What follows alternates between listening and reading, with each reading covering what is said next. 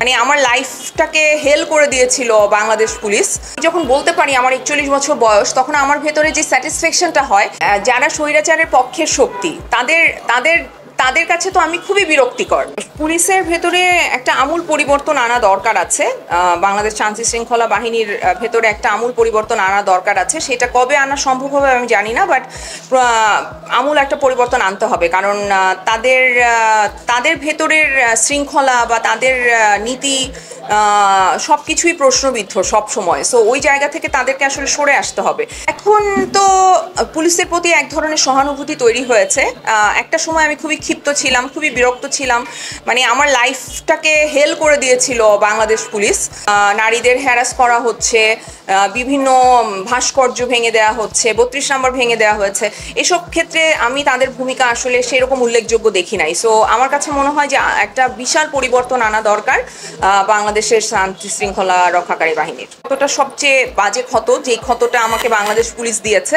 কিন্তু সময়ের সাথে আমি আরো বুঝতে শুরু করেছি, আমি তাদেরকে বুঝতে চেষ্টা করেছি, তাদের সিচুয়েশন বোঝার চেষ্টা করেছি।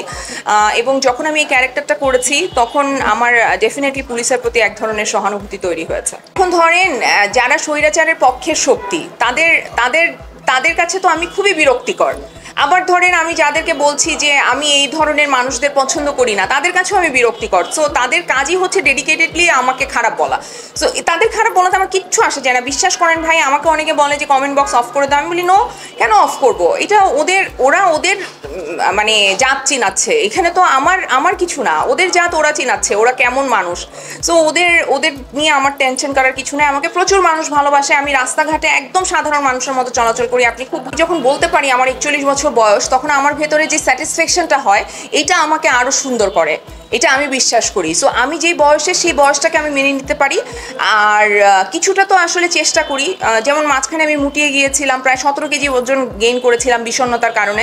এখন আবার ওয়েট লুজ করছি এবং আমি ইনশাল্লাহ আবার ফিট হয়ে যাব। সো এটা মানে যখন যে সিচুয়েশনে থাকবো সেই সিচুয়েশনটাকে মেনে নিতে হবে।